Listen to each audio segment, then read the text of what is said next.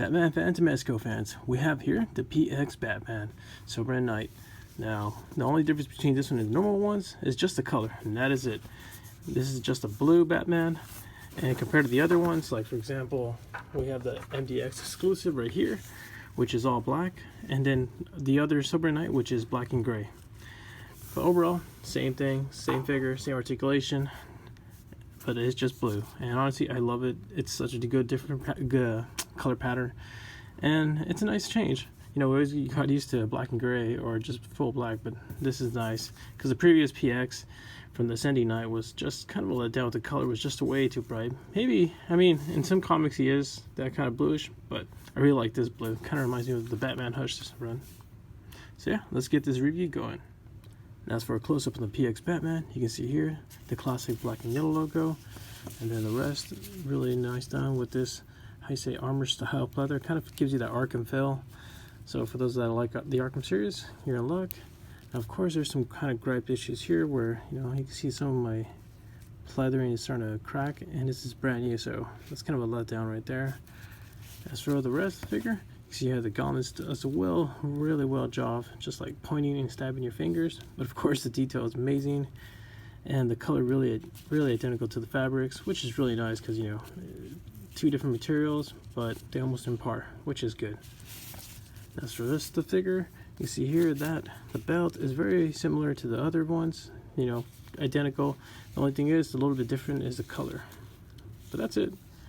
Now, so the boots, really nicely done. Really nice style, armor style, really cool. Now, as for head sculpts, we get the pointy ear head, we get the short ear head, we get my favorite head, which is the battle damage head. Really nice detail, really nice, like a little damage of metal there. And then, of course, the unmasked Bruce Wayne head. And honestly, I think this one looks a little bit more older compared to the regular edition one, or maybe they just use different type of gray brush on it. But for some reason he looks older. Now, as for accessories, you get the grappling gun, and this nice touch of this is actually a little blue in here in the middle, so you can see they put that little detail there. And now, as for the middle, you can actually see the blue there. So compared to the other one, the regular edition, it's actually black inside here and black up here, but blue in this one. Then of course you actually get the same with the Batman drone. Ooh, blue, which is really nice. I love it. It's a nice touch up, and you know, it's like saying Mezco's telling you, hey, you know, we're not being cheap, so of course we're going to change the color for this. And of course you get the Sonic distributor, same thing, a little blue in the middle right there and near the antenna, and then of course a little blue in here. You can barely tell, but there's blue in the middle. Now, of course, you get another large battering accessory. And this thing is actually really amazingly, I don't know why, I like it more compared to the regular edition, because that yellow just brings out her gold shine. You can see it's on both sides, so really nice. And then of course, Batman's batarangs to the PX are actually golden, which is really nice because the rest are just black, and this is actually golden, so it's a nice touch up. It really brings out some of the classic series where he actually changes the batarangs colors. And then you get your grappling hook piece, which of course is the same as the other one. So pretty much no blue on this. It's actually black. So just a heads up. And then you get the grappling hook tip. And for those that are curious how to put it on, you just have to put it there inside the hole. I think I might be doing this. Yeah, it's correct. Really nice touch. As for hand accessories, you get left and right grip, open grip hands, left and right batarang hands, your left kryptonite punch hand, another 2 set of object hands, and then of course your left and right trigger hands, and the default one, the fisted hand for left and right. That's for swapping Batman's hands. Really simple. All you gotta do is pull, like right there, and you see a little socket joint, and you can just put in like the trigger hand, for example. It fits in like a glove. And of course, if it gives you a hard time, hot water. Now, how to put on the batarangs on his little batarang fingers. You put it in here in the little gap. You can see here it fits in with no problem. And if you want to, you know, just adjust it however you want it, you can just move the batarang around, and it fits in with no problem. And it scales really well. Now, so the big batarang, that one you might be able to press it in there. Just be careful not to stab yourself. And it fits in there, or you can actually just put it like that too. So whichever way you want it. Now, as for Batman's articulation, he has a lot of great range, and at least it just depends how you use it. Now, as for the neck, he does not have a neck joint, just because you have the cowl piece here, but he can actually tilt the head very far areas. So for example, you can turn this far left, turn this far right, tilt this down, and tilt this back. Oops, tilt this back. I always have a little clumsy area where I just try to back the head up and it pops the head out. Now, as for Batman's arm articulation, he has a lot of great range.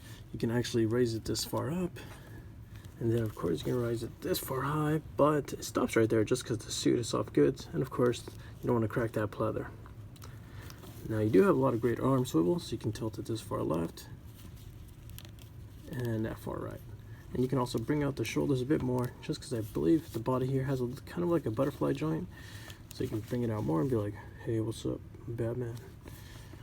Then, of course, you have double jointed elbows, so you can go this far back, so you can be like, yes. Now, the only con is you don't have garland articulation, so you're gonna have to rely on moving that swivel around just to give it that like posing for the gauntlets. But you do make it up for that hand rotation. Just look at that. Oof. Crazy amount of articulation that just popped out my hand joint. Now, as for hand joints, you can actually go as far up, you can go this far down, and you can go this far left and that far right. Now, as for Batman's ab area, you do have some kind of minor ab crunch there, so you can crunch it this far down, and then you can back it up really well. And then from there, you're gonna have to rely on using the waist just to go a little bit lower.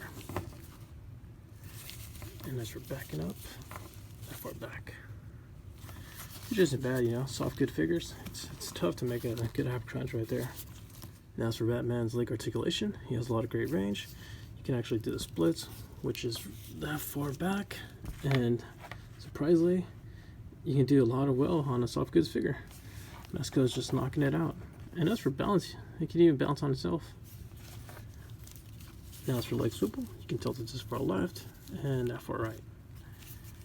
And then, as for kicking, you can kick this far up, and you can kick this far back. It's going to stop right there because of the butt area, but of course, if you're like, you know, twist the swivel around, you can kick a little bit farther high. And then you wouldn't be awesome without your double jointed knees. Really nice. As for ankle pivot, a lot of great range there as well. You can tilt this far left, this far right, this far up, and this far down. And you do not have any boot swivel. I mean, you can try to tilt it, but it's not going to move. It's pretty solid there. As for a scale comparison, here's the MDX exclusive Batman next to Sov Batman, of course, PX, and of course same scale, same everything, but just wanted to show a little also comparison how these two look next to each other. Looking flashy, looking good. Here's a scale comparison between the Black Series Star Wars figure next to Batman. Here's a comparison with the Marvel Legends Scarlet Spider next to Batman. Here's a scale comparison with the Figure Arts Luke next to Batman. So overall, the PX Batman is one of my favorite figures right now. Something about the blue is just amazing, and just a little touch-ups that Mezco actually went to put blue on this, a little blue detail on here, and just the batarangs. I really like the golden batarangs. It's filling me. But yeah, guys, if you guys are, you know, question, should I pick up the PX Batman even though it's just a color palette change? Yes, do it. It's an amazing color change. Yeah, it's a little bit hefty on the price, but if you're a big Batman fan and you feel like you need it, then go for it. But overall, I would recommend it. So if you guys have any questions or comments, please feel free to comment below, and I'll do my best to respond back. Thanks for watching, and peace.